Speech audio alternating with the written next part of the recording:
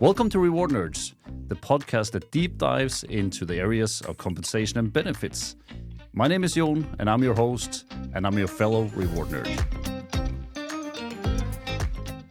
In today's podcast episode on Reward Nerds, we're going to talk about technology, something that I frankly is not the right person to talk to you about.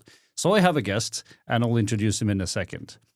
We're going to talk about one of the key things that we're talking about in rewards at the moment. Every time there is a rewards community meeting, a network meeting, we kind of ask people, what do you want to talk about? And one of the topics coming up is AI in rewards. Sounds like a big topic. Reward technology in general has been basically too little of it maybe, and maybe a slightly slow. We're going to talk about some of that too. And obviously, as in every episode, we somehow end up talking about this in the context of the Pay Transparency Directive and all the visibility that things are going to be going through. So with that, welcome to you, Alex. Thank you very much. And fun to hear the agenda finally. I had it written down here, I have 6 points actually that we're going to be talking about today. Yeah. So let's see, with the structured person I am, whether we actually follow these points. We're probably going to end up just doing jokes in the end, but let's see. Let's see how that evolves. Maybe we should get some AI to write these agendas for us. I can see on your paper that it's definitely not been written by AI. True. So, Alex, can you just, introduce yourself a little bit? I will be digging into your background a bit because I find it fascinating, and I think people should have that in the right context as well. Yeah, of course. So I'm Alex. I haven't been in rewards for 20 years, as a lot of other people who are listening have. So I think on that side, I'm probably still a bit of a beginner, but I have been in technology for quite a few years. And I actually started many years ago, programming the first sites and such, but somehow ended up in the reward space. And today we're sitting together with you guys and working on bringing technology into rewards. Yeah. And that's great. And I think actually we should introduce you fully, right, in that sense. So one thing, of course, is your current role as a CEO for a tech company, for a SaaS company in the reward space. We'll, of course, get into that somehow, too. This is not, a long commercial for the company. No. It's a talk about tech in general in rewards. But I was really fascinated the first time I heard your story as to how you kind of started. This is your second tech startup. So could you maybe take a little bit around the first one? Because I think it's interesting for the listeners as well to understand the context. I mean, you're not 100 years old, so and you already did this for a few years. So how old were you when you started the first thing, and what actually happened? Yeah, so actually this is not even my second thing, the PayGap. More. Okay. so I'm going to give you a few new stories as well. Oh, that's good. Thank you. Yeah. So actually, if we have to backtrack, my entire entrepreneurial career, it started when I must have been 14, 15 years old, I think. I applied for a job in Harald Nyborg, which you might know. It's a Danish company that sells various do-it-yourself kind of products, and they rejected my application. And at that point, I really wanted to make some pocket money. And because they rejected my one application I sent, I didn't apply anywhere else. I was like, that can't be true. Then I just have to make my own money somehow. So I started selling covers for mobile phones back in 2013, 14, I think. Built my first web shop in some shady system at that time, but that kind of got me into programming. So I bought some 4,000 phone covers from China. I sold maybe 3 or 4 of them, 2 to my dad, 1 to my mom, and 1 to my partner's parents, and then we didn't sell any more than that. And on top of that, we launched the whole company on 1st of April, so everyone thought it was a joke. But that got me started. And then we did a few consulting projects on developing websites for other companies together with one of my partners at that time. And we kind of got tired running from project to project and wanted to do our own project. And at that point, we were in high school, so we must be 16, 17 years old, had done a bunch of projects for all kinds of companies. So we kind of knew our way around technology and programming. And then I have a brother who has dyslexia. And we love watching movies at home. I've been always been doing it since I was a kid. And every time we've been watching a movie, my parents or me or someone else has had to read the subtitles aloud for my brother because he doesn't understand the movie in English and he's not able to read the subtitles. So as a hobby project, me and a few friends, we made a script that you could run on your computer, and then it would read the subtitles aloud. And we used it at home, and it was super nice not listening to your mom for 3 hours in a row when you were watching Lord of the Rings. And I think my brother also enjoyed it because he could all of a sudden watch movies without anyone else being there. And that actually ended up, we ended up using that product for a bunch of competitions in school. This was in high school, and ended up winning a bunch of them. So we ended up going as far as winning the European Championship in entrepreneurship. I think there was some 270,000 participants across Europe. And I don't think we really expected it at that time, but given the momentum we've gotten, we kind of decided, okay, there's something here. We got a lot more users, and a lot of people were asking if they could try it out. So we ended up turning it into an app instead of some script you were running on your computer with some subtitles you downloaded from some website we told you to download them from.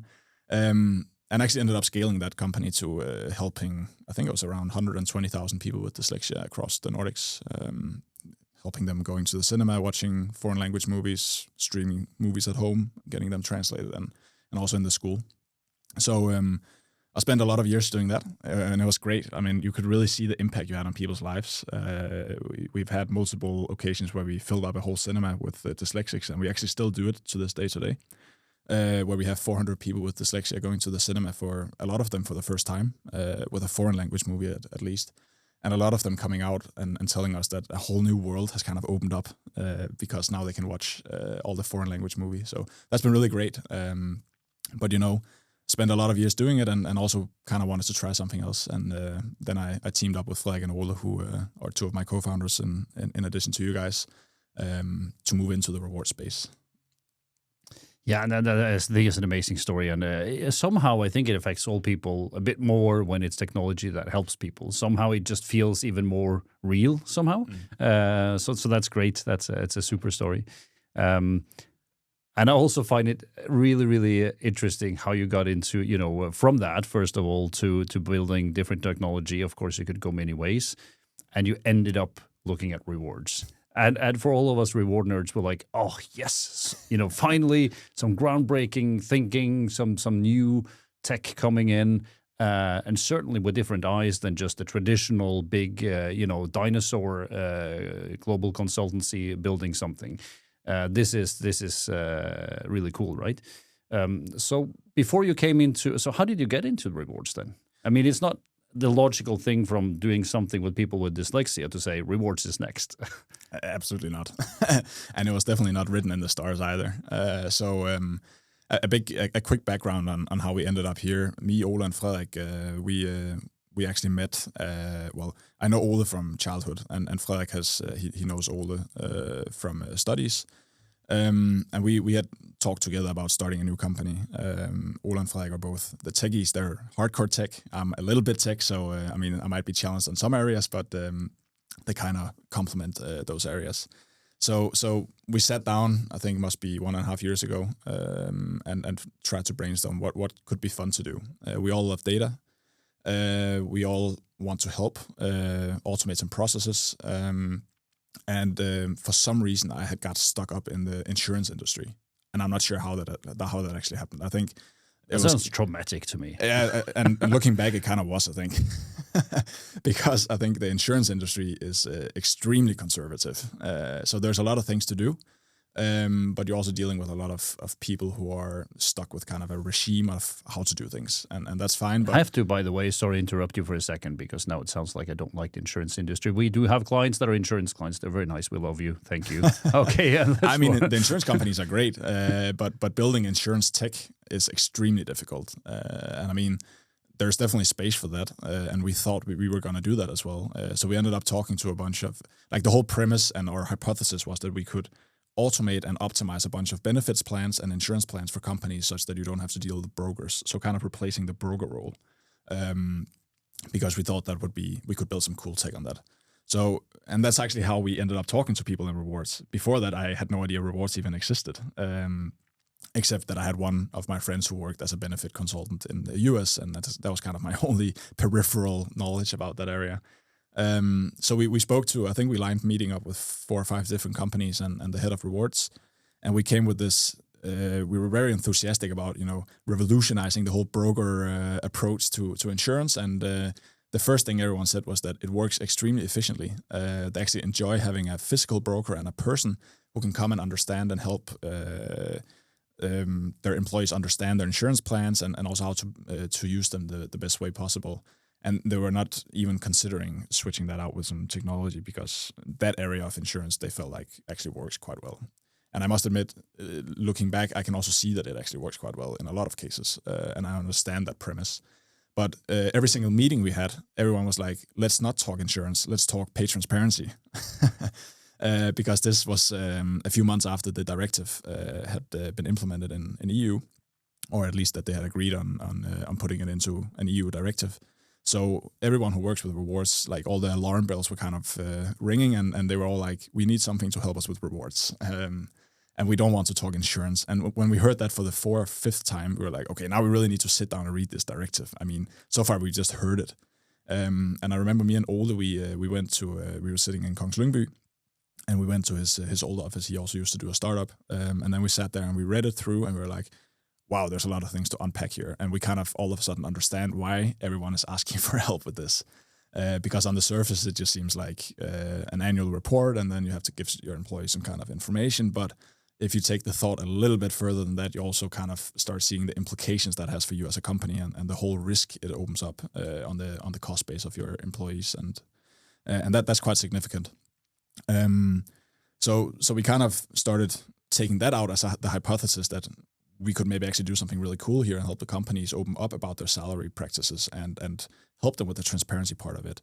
And that really spoke to me as well, because I've always been the guy when I was younger who's been asking my friends, what do you make in salary? What do you make in salary, to kind of figure out what's the fair salary? And am I being paid the fair amount? So that kind of spoke to me in more than just seeing an opportunity and helping a bunch of companies, because I can really see myself helping companies being open about this as well. And then you combine that with the vast amount of data you have on rewards, which I found out afterwards. When you look into the whole annual cycle of the rewards cycle, everything from benchmarking to running your salary review processes to doing STI plans and budget simulations and so forth. And I love data, so that was really, really exciting for me. And that's kind of how we ended up here. And then we started speaking to a lot of people in the rewards community, and I must admit they've been extremely open and helpful. And that's also something we haven't seen in a lot of other industries that I've been working in, especially coming from the media industry. That's not an open industry. And people are not willing to share in the same way that I feel like people are in rewards. So in that way, I think we found the right shelf. And happy to hear that rewards people kind of opened their arms. I mean, that's nice to hear. So thank you out there. No, but that is great, because it is, I mean, the fact that you love data already makes you 50% rewards nerd, right? And I think in a way, there is no doubt to me in the 20 plus years now that I've been within the reward space that technology has been a bit behind when it comes to rewards. It is a niche area, so the number of buyers in a sense is somewhat limited. The budgets, unfortunately, are also somewhat limited. It's not the finance department; it's within the HR department, and somehow that impacts the budgets. It's just a reality.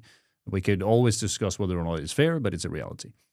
So that means the amount of tech that's being developed specifically for this space is somehow limited to some niche players doing some small tech stuff. And of course, the very large global consultancies have their own systems that works for their purpose. And they're good at that to some extent, but they're also not, thinking new ways necessarily. And there are big systems. So they're fairly expensive and sometimes a bit slow.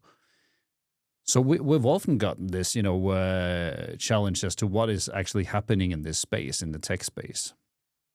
And we've never been the right ones to answer that question, first of all. For everyone listening, Jon, he's the head of EDB. Yeah, EDB, yeah, that's what we're going.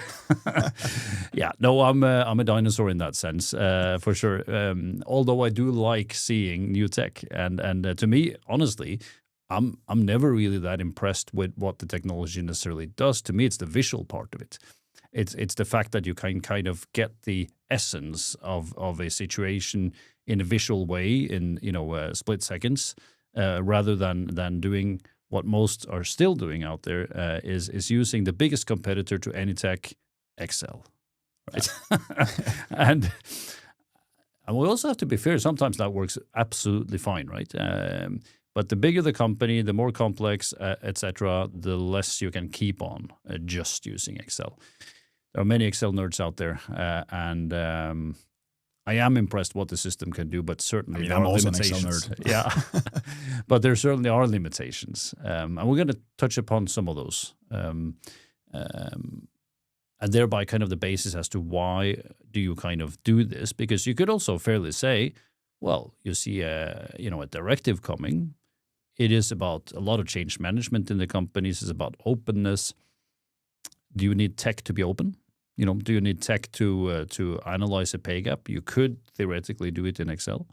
Do you need it for the reporting piece? So you could kind of say, in isolated events, you could more or less, depending on the size of the company, live without it. But we will, of course, get into some of the reasons as to why this is potentially quite challenging as well. So given that there is Excel out there already, what made you kind of take that step of saying, okay, so we read the directive, there are plenty of things here. What made you think the tech solution? I mean, what you're saying, there are so many things you can jump into. And I mean, we could probably spend 2 hours just doing that. But let's start with looking at Excel in isolation. I mean, Excel is great, and I love Excel. And I've been using Excel since I was very small. And I also love VBA programming for that matter. And you can do a lot of cool stuff in it. But where it kind of starts to be an issue is when you run very big organizations, and you need to plan for contingency, or like when you need to do contingency planning and succession planning. It's great that you have various Excel sheets and workbooks that are built on custom-made VBA code. But how do you bring that to the successor of the person who made those sheets? And how much knowledge is going lost in that process? And also, how intuitive is it to use for people who didn't make the Excel sheet and workbook? Do they actually understand how to use the sheet? Because you can almost do anything in Excel. I mean, it's very flexible. But when you start, and that's why it works great in isolation when you have a team who are pretty technical or pretty advanced in Excel. And that's historically what's happened in rewards.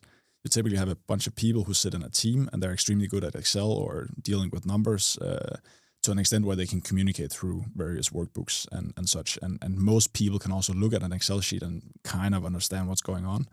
But as soon as you start having impact outside of the rewards organization itself, and they need to start giving input into the Excel and work in the workbook, that's when it starts to be a hassle. And I think a lot of rewards people, they can probably relate to that when they do the annual salary review, because I must admit I've been a little bit surprised of how some of those processes are being run.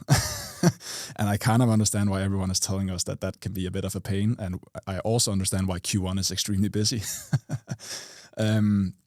Because honestly, it's not optimal in a lot of cases. And I've seen some crazy workbooks built in particular for salary reviews.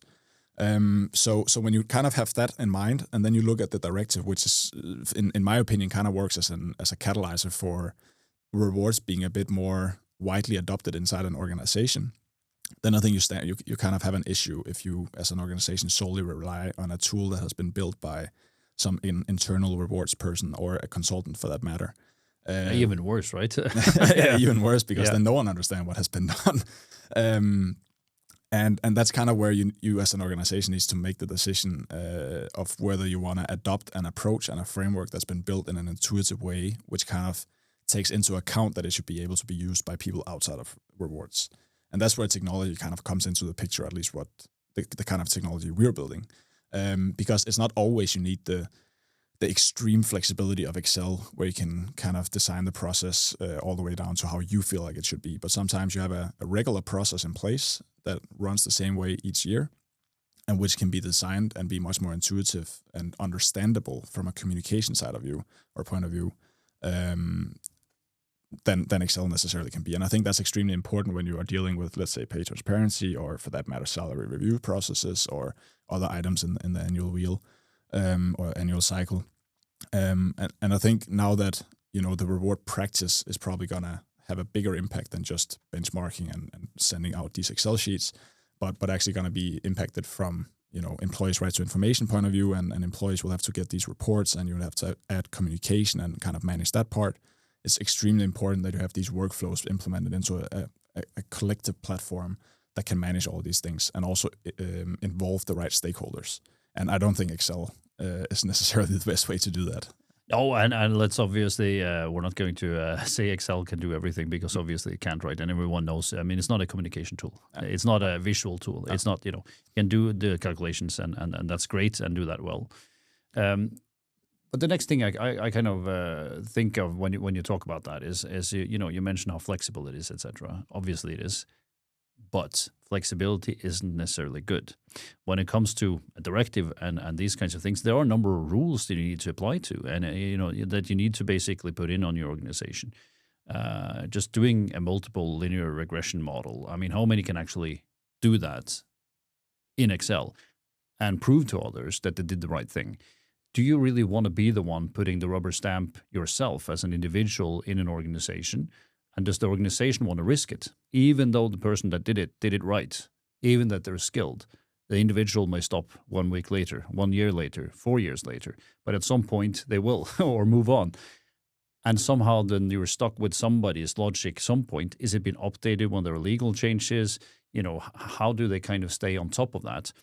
And that's just my challenge to everyone listening that hasn't thought about using some sort of technology. We're not saying it needs to be the technology we're developing. It would be nice. But use some sort of technology. I think is key, because as an individual, we don't think you should take the risk of being the one that kind of is the guarantor, in a sense, for having done everything right. Then you'd rather kind of point at an external provider, whoever that might be, of saying they developed the methodology, we applied this like many other companies did, and we're obviously trusting that is a good process. You can ask any, and you should ask any provider that you use to show you the documentation as to what they're doing. I think that is more than fair to ask, regardless of who that might be, because I think we will see most likely, and to some extent I hope it, that there will pop up quite a few tech companies. Of course, there will be competitors of what we're also launching, but in a sense, that's good. But some of these may be less serious than others, and if they don't have the documentation in place as to how they're doing things, then you need to ask for that. Otherwise, it's too easy. Absolutely. And I completely agree with what you're saying, that obviously relying on it from an internal perspective opens up more risk than I can see that it kind of removes, because there's so many areas where when you look down a 10-year roadmap, let's take that time frame, you typically have a lot of employees who will be leaving and who will be joining and so forth. You will also have the person who was responsible for it when you initially set out the project probably leave. And then what do you do if there's a court case 8 years down the road that relates to some data that was analyzed in year 2? Do you have the documentation in place that was used in year 2? Can you defend the methodology that was used? Can you defend the methodology and objective reasoning that was used to say this employee is correctly paid due to these reasons? I don't think you might necessarily be able to do that, because that person who made that documentation has left and you can't really find it in your file archive. So that's like one perspective I think is extremely important for companies to consider, that you really need to be, you really need to make sure that your process is in place for the long term, and that you, everything you do in terms of reasoning for your salary practices needs to be saved, documented, and probably also follow some kind of pretty stringent framework. That, I mean, there are frameworks that are in place that are more general that you can use and say we pay like this due to these reasons. But sometimes you also need to adapt it to the organization, but you need to be consistent in that, as we've spoken about many times.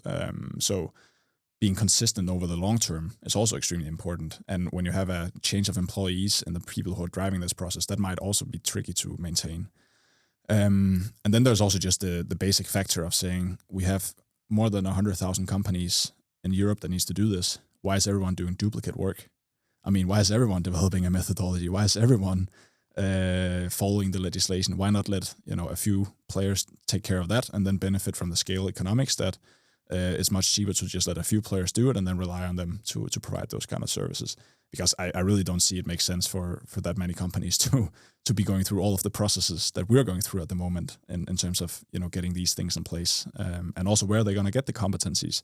Because you posted recently that there's a lack of people in rewards, and that's going to only continue, and I think it's going to, if not continue, increase dramatically. because all of a sudden people, they realize that we need some kind of structure in our job catalog. We need some kind of structure in our organization so we can compare jobs. We need to have control of our salary practices and pay philosophy. And who's going to do that? We don't have anyone, or head of HR is not going to do it. They have other things on their plate. So everyone is going to need some sort of support from a reward perspective. And there's not going to be enough people for that. And I think that's where technology is going to be incredibly powerful, to kind of provide them with some guidance on that, and do it in a way where you might not necessarily need to be a reward person to do it, so that you can have some people who are already in the organization do it much more efficiently, rather than hoping that a bunch of reward people are going to pop up in the next coming years, because I don't think that's going to happen. Yeah, and certainly if they are, they're obviously not going to have a lot of experience, right? Obviously, of logical reasons. But I think 2 points to that. One is the lack of rewards professionals, because we see it, and I just posted it around some recent Danish post on this, and the comments that came in is it's exact same all of Europe, and we also got comments from South Africa, same thing, US, same thing. So that's obviously not, the South African side or the US side is not driven by the EU Pay Transparency Directive, obviously. It's an overall general need for rewards professionals and complement professionals, which has been around for a long time. Now it's just accelerating because of what's going on here in 27 member states in the EU. Plus, countries like Norway said the exact same thing, going to do the same. So it's not even an EU member state, but they're going to act as if they were. So at least 28 then that will be impacted directly. And I have illustrated this to a lot of people, in one way of seeing this. Everyone knows the game, the musical chairs, right? Every time the music stops, a chair is being removed. And there are too many people, too few chairs, right? But with rewards jobs, it's kind of the opposite. Every time the music stops, there's another chair being put there. There are not enough people to sit on these chairs. And that's the way it feels right now, because the companies that already have rewards professionals, they add one or two. And then there are companies that we thought would never have one that are advertising for one. So it doesn't add up. So yeah, you could say we're not trying to make technology replace the jobs of the people listening. We're trying to make your jobs smoother, better, more efficient. And I certainly think that doing so will mean that you could do more value-adding work. You need to put it into a context. And I think that's a challenge to many out there, is you have to move away from the transactional C and B, not to be replaced by AI stuff at some point, and do the value-adding things. Kind of have the core data there, understand the impact of it, understand what it does, get the context, and then add a little bit of business acumen would be nice at the same time. And then it's a communication and change management effort on top.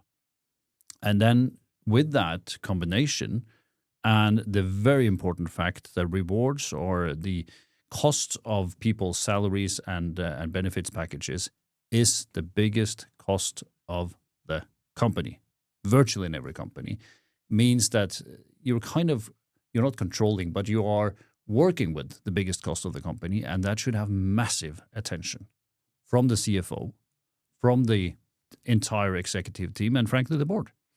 It doesn't always have that.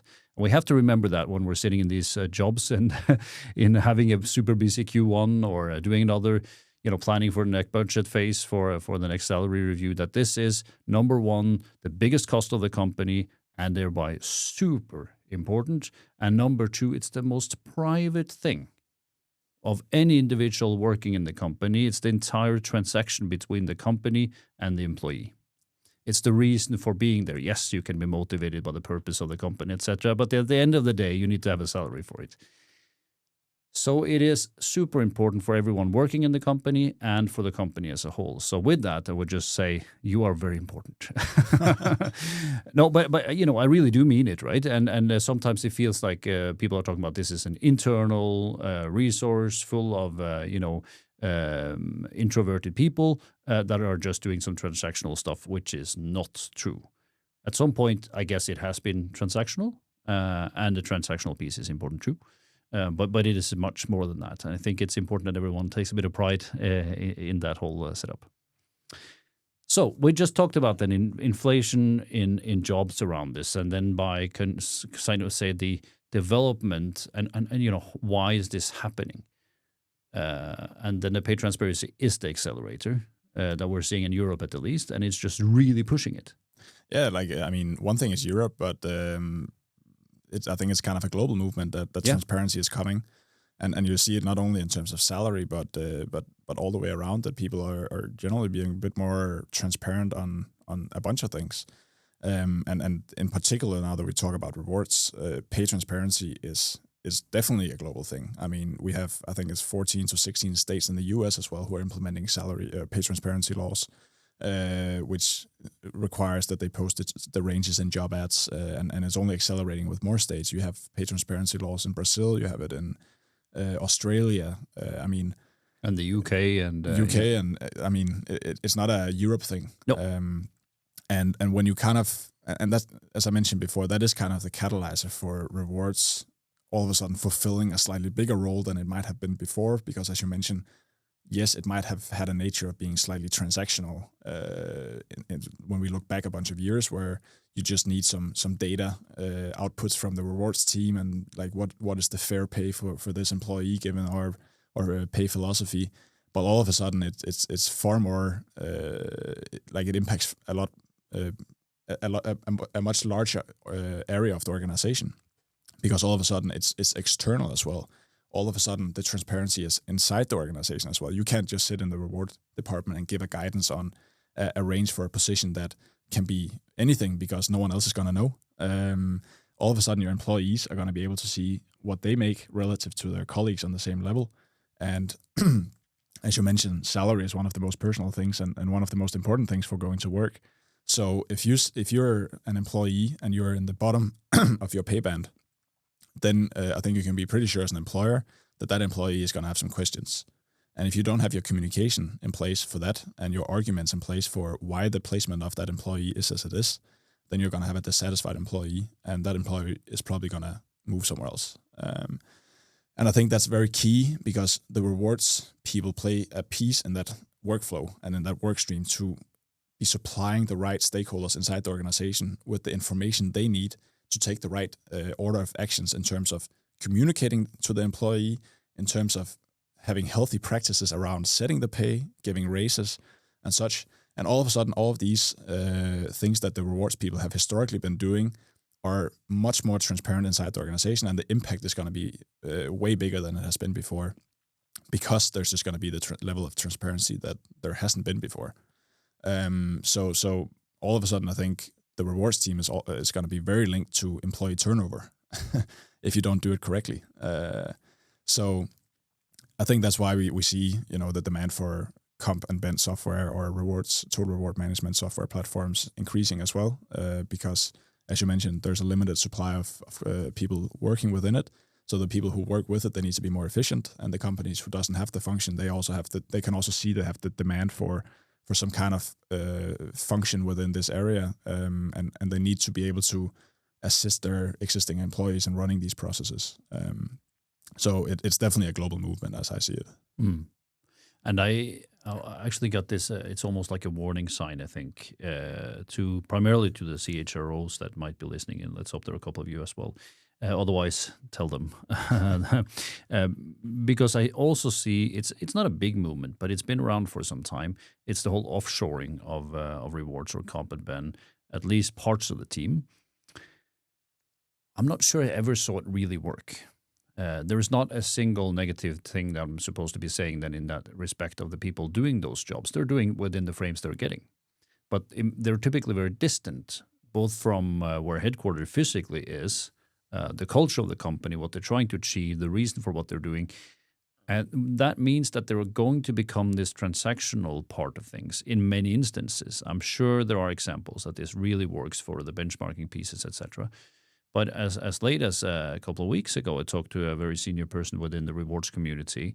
They were working with an offshoring setup and for some benchmarking purposes, which a lot of companies are doing. And when the individual gets the data back, it's like it's obvious to somebody who's been working with this that this is just way off. Not that, the individual that did the benchmarking did something on paper wrong, but they were looking at junior positions, and I'm sure that the different elements were correct in terms of base salary, and then they probably looked at some policies, but somehow the kind of conclusion on the benchmark is that all these junior people at receptionist levels, etc., all had LTI plans, which for any seasoned rewards professional would be like, okay, you can have the occasional thing where you have revenue sharing for all employees, but not a traditional LTI plan, right? And the context disappears when you do it that way. And I think that context, that's kind of what we're getting at, is what you really need to develop, and thereby being value adding. Otherwise, it becomes a transactional thing, which virtually a computer could do almost better than the case we just mentioned anyway.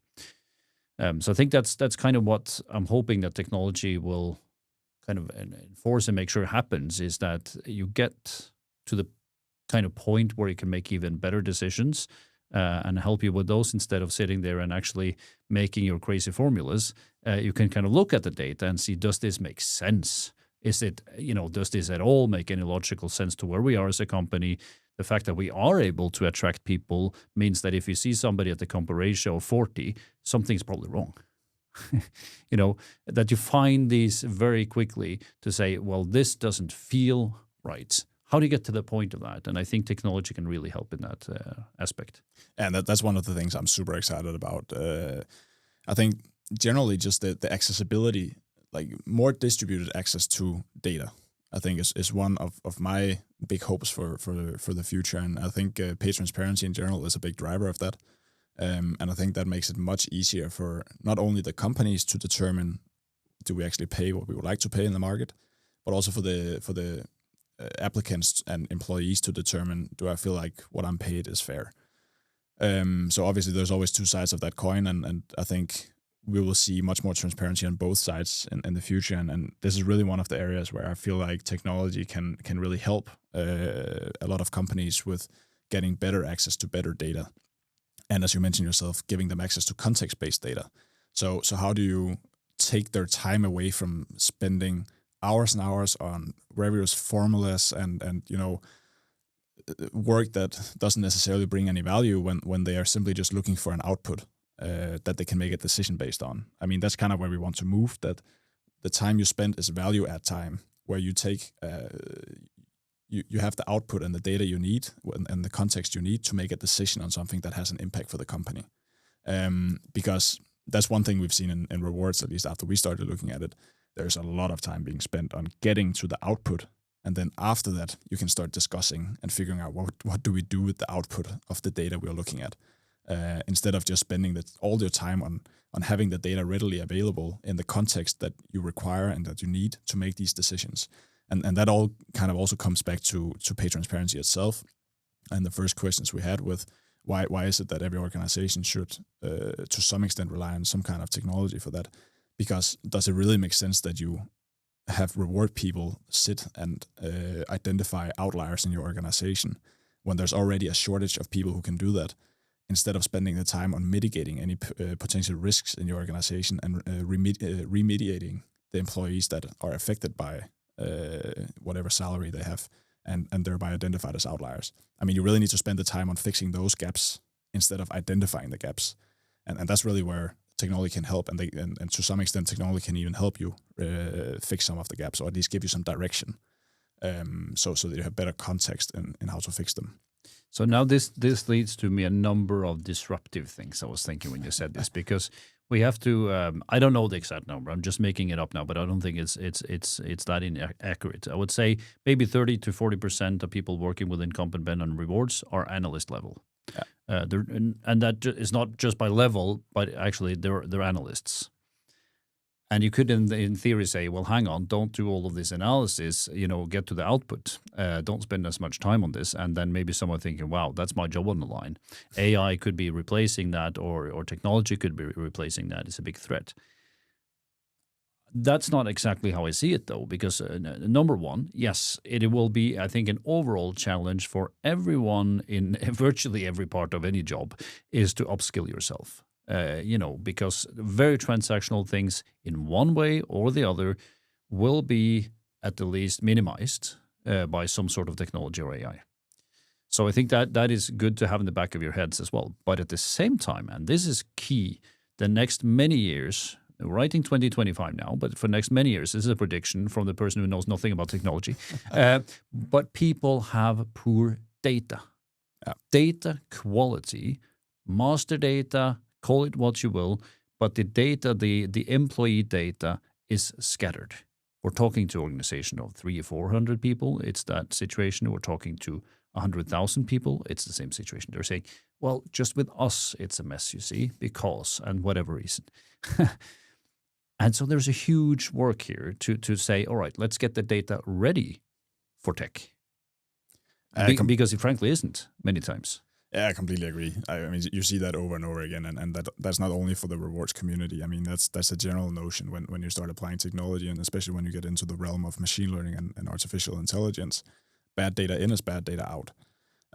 So having a firm grasp of your data foundation is incredibly important for a company, and especially now that we're talking compliance. I mean, everything starts there. Get your data sorted, and then you can start having an idea of how big your issue is. But it's almost impossible to say how big your issue is if you don't have any control of your data. So that's really where a lot of energy will be spent in the next coming years for all organizations and all aspects of an organization, not only in rewards, but really have a firm grasp of how you gather data, how you update data, and also how you use data is super important. And rewards people are also going to have a role in that, as they typically have some kind of overlap with the HRIT people working in the various HRS systems.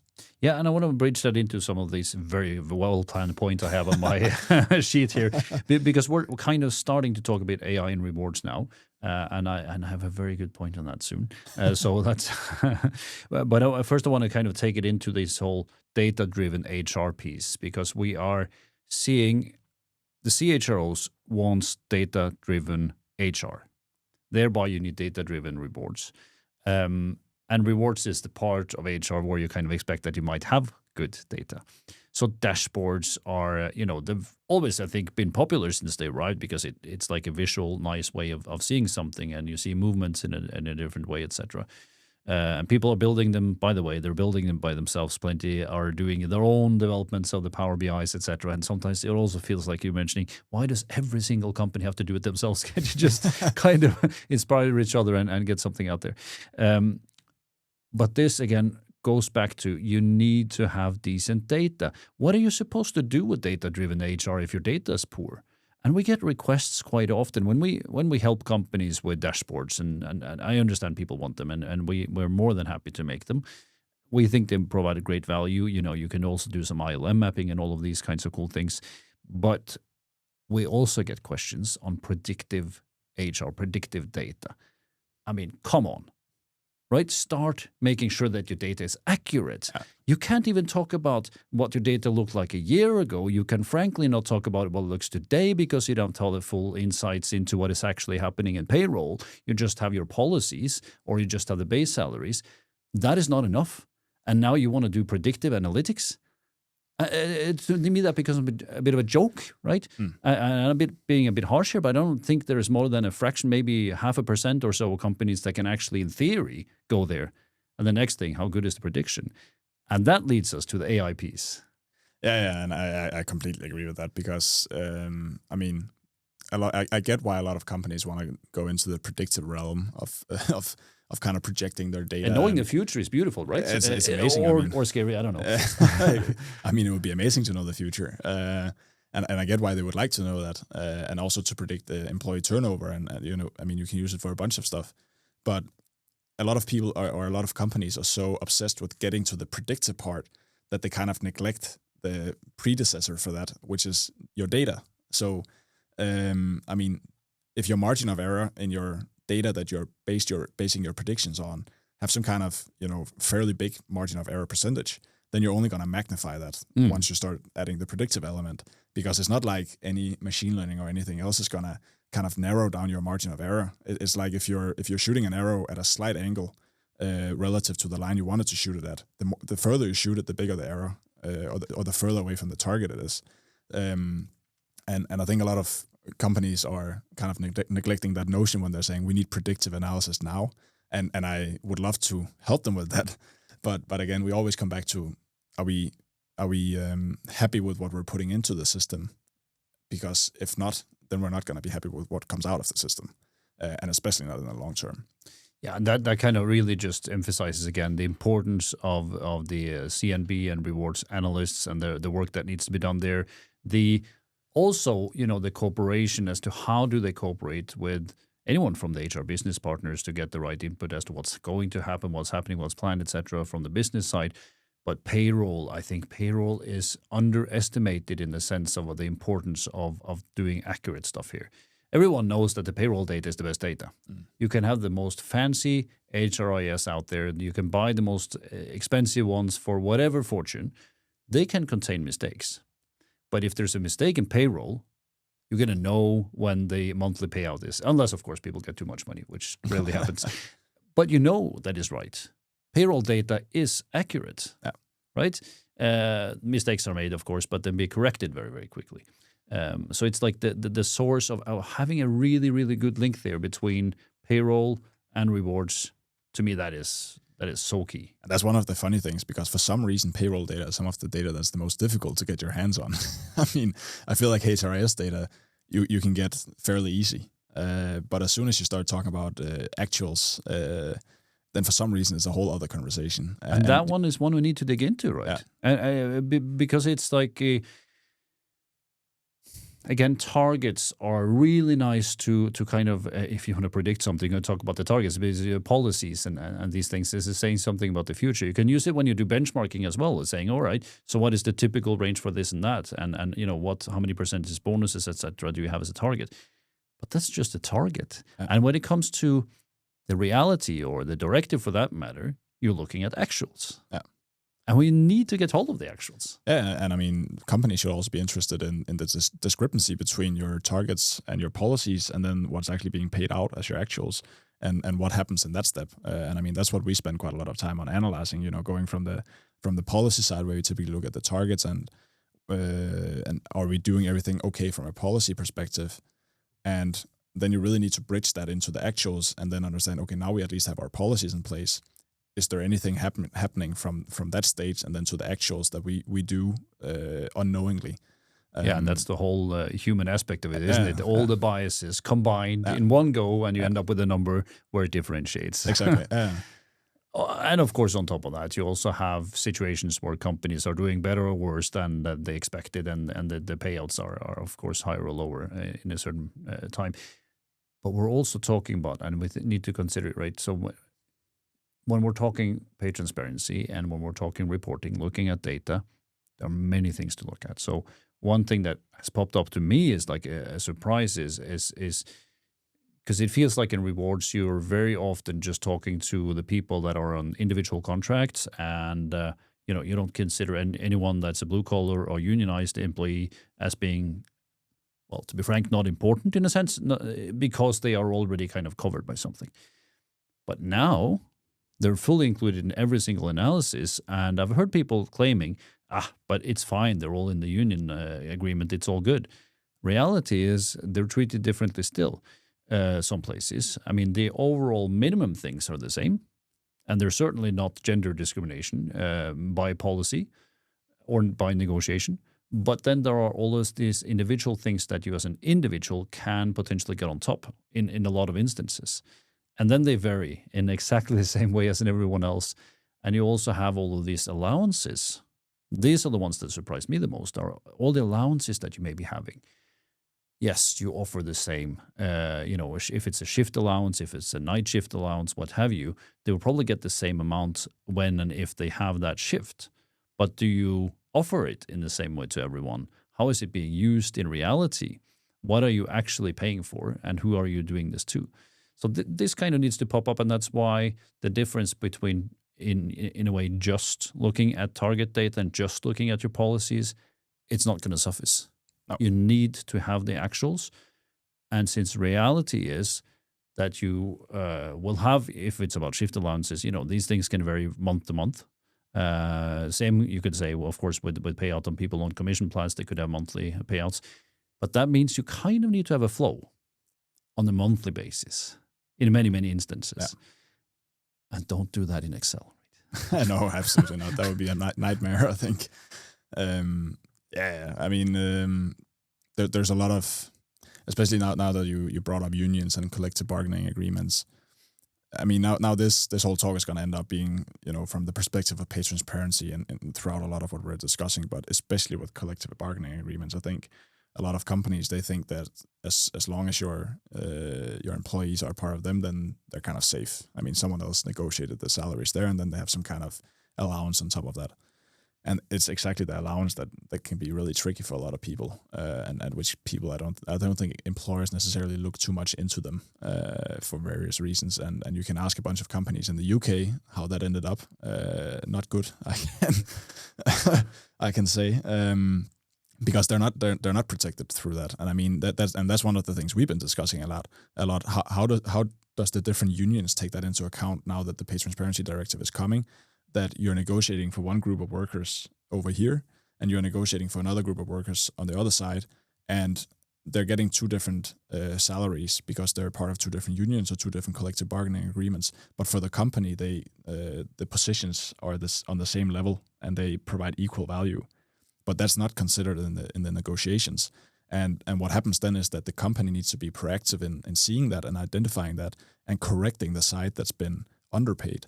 And then adding additional pay to them in order to make sure that you're not discriminating one group, especially when you have a male group and a female group, because that's exactly where some of the companies in the UK were identified to be discriminating, and probably unintentionally. But that just ended up in very big lawsuits. Yeah, and if I'm putting the company head on for a second here, I would say that statement is obviously true.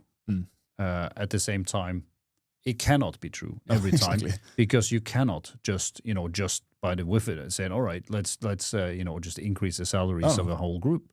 There are marginalized. There are many companies out there that have very, very small profit margins, and if they just did that, they may be out of business. Everyone loses, including the unionized employees. Yeah. And nobody wants inflation to go crazy. So how do you kind of tackle that? It's a very different discussion than the technology discussion. So let's not open that one fully. It's an interesting one, which is for another day, I guess. But so is there anything else that we should kind of mention in the AI space before we kind of close that part? I think what companies must be aware of is that they really need to be careful with implementing, or they need to be aware of the technological developments that are coming in the coming years, because there are a lot of developments coming within the rewards industry. And as a part of that, you really also need to be aware of the biases that it kind of introduce, because AI can do a lot of stuff, and we also have a lot of good ideas internally on how we can apply AI to various parts of the annual cycle. I mean, everything from helping on the job evaluation side to running predictive analysis. But everything comes with an upside and everything comes with a downside, and you really must be aware of those areas and how it's going to impact you as an organization, especially on the bias side. Because again, do you introduce bias in the data that you feed into the system, you're also going to get a bias in the data that comes out of the system. And yes, we can do a lot of stuff from our side to mitigate a bunch of that bias, and we are doing that, and I hope a lot of other companies are doing that as well. But that doesn't change the fact that if you have bias in your data already, that bias is there, and you need to be aware of that and look into that as well. So that's going to be a big topic, I think, in the coming months and years on how AI will actually be implemented in rewards, and also what are the mitigation strategies for that. And I think it is interesting with the biases. I'm just going to make a example of a case here. I posted it on LinkedIn. Now we're recording now in February 25, but I just did a few days prior to this recording, and somebody posted something. A coach was basically asking ChatGPT as what is a good coach, or who is a good coach in Denmark, or whatever it was, and then pointed at this individual as the kind of the first response, and just made me think, all right, so let me just for fun kind of plot in. What's the top reward consultancy in the Nordics? And we came out on top, right? and some of the companies that we're working with are just next on the line. And then I posted that. Primarily, I thought it was funny. And also, it's nice, of course, in a way. You're kind of getting a clap on the shoulder. But then one competitor that I know really well, a really nice guy, kind of posted, exact same question and then popping up and highlighting this individual's consultancy. Is that how you start the morning every day? Yeah. Asking AI who's the best consulting? Yeah. No, but it really, again, of course, technology improves, and you can have cheap solutions and expensive solutions and paid what have you. But there is this bias because there's no doubt in my mind that in this case, ChatGPT favorizes the individual somehow. They know who it is, right? So favorizes the response. I even challenged afterwards. Well, after I got the answer and saw the other answer, I kind of challenged and said, "Did you just give me this because I'm the one asking, or would you answer exactly the same thing if anyone else asked?" And he kind of replied back, no, would say the same to others, and said, okay, can I upload a different response to you of somebody who did the rest, and then please review. So I uploaded the response to this other individual, and it was like, yeah, I can see there's a discrepancy here, but but reality is we do this based on objective data and blah blah blah. But and this is kind of what people need to understand is how are you supposed to be able to qualify whether or not the input that comes out is biased or not? Of course, I hope that there was no bias in the response I got. There was, but reality is if this was about a job description, how are you supposed to know that it has some sort of a strange bias in the explanation of how to describe a certain role within engineering versus a role within communication? Maybe somehow there's this slight tweak of something that you fed it with, where it was slightly more senior in the way it was expressed on the engineers than similar level on the communication piece. And all of a sudden, one is a male-dominated area and the other was a female-dominated area. Could you then end up designing kind of some sort of additional biases based on AI input? Yeah, and that stretches into other areas as well. So if we take job evaluations as an example, how do you ensure that it doesn't favor one group more than another group in terms of putting them on higher levels or assigning them more credibility than the role necessarily should have? Because that's kind of where it's like, I think AI as it is today, at least if you take the various LLMs, some could maybe argue that they have a bias towards technology.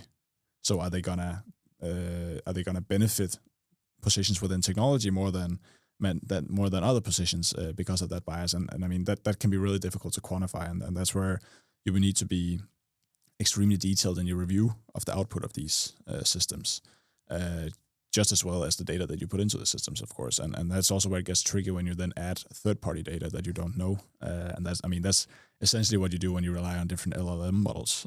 You don't really know how the data looks that's been fed in, and that's one of the many issues that the various LLMs have had. See, now you're speaking tech. LLMs, this is beautiful. Mr. Tech Guru, what is an LLM? Large language models. See, good. So if you take ChatGPT or you take Google's Gemini or Claude or whatever, one thing is the data going in. I mean, if the whole internet is biased towards something in particular, then the LLMs or the large language models are also going to be biased towards that in the answers they give. And then on top of that, a lot of the LLM providers, they of course also have some guardrails that kind of try to mitigate this bias, and that can even end up biasing the data even more towards their perspective. I mean, Google had a big case about this where it didn't want to, they implemented a bunch of DEI principles in the LLM model to ensure proper representation. And I mean, that's great and all, but that ended up with the system making pictures of previous US presidents in the skin color that they were not. So I mean that also doesn't work. So you really need to be aware of these things, and you really need to make sure that you are detailed in the review of it and really utilize the systems in a way of efficiency gains rather than solely relying on them for direction. So you can't always just take the answer for granted and say, it told me this, that's how we do it. Because LLM and AI has a tendency to be extremely confident when it's incorrect. and that makes it extremely difficult to know when it's incorrect. Like people. Yeah, exactly. And I mean, now ChatGPT introduced the deep research model, which means that you can essentially ask it to write up a whole research article, and it's extremely confidently incorrect in a lot of what it says if you don't phrase the questions correctly. So that I mean, that's a new task for companies all of a sudden to be aware of, and to be reviewing the output of these rather than and that might it will probably end up saving them a lot of time, but it still adds a little bit of time in terms of reviewing whatever comes out of them. So I still think it's an efficiency gain overall, but as you mentioned, some people will probably look at this as a way of losing their job. I see it as a way of other jobs being created, and I think that's the whole essence of technological development in general. I mean, we could say the same back when cars replaced horse carriages. Right. So we've actually been nerding now for an hour, a good hour even, a few minutes above, I think. So we kind of need to round it off a bit in order not to lose the last listeners out there. So because we're enjoying ourselves, we could have been talking about this forever, I think. But kind of to me, it's interesting because we're almost like ChatGPT ourselves or AI ourselves. We also go in a certain direction and we kind of enhance it. So I felt that in the beginning, we were very positive about what technology can do for you. Now we're talking about the warning signs. Yeah. But I think both are very true. And therefore, you kind of need to figure out how do you make it work for you. And so if we should try to summarize that a little bit, we're still saying data in, data out. You really need to fix your basics. Every single company, unfortunately, could say if it's a boring task, maybe you love it, but you need to make sure you have decent or rather good quality data. And a recommendation here would be rather go with less data, meaning one country that you trust the data on, than going global before you know that the data is correct. So rather make sure that what the data that you do look at in detail, make sure that is correct, and then expand. So data needs to be right. Once you have that, the kind of world opens a bit.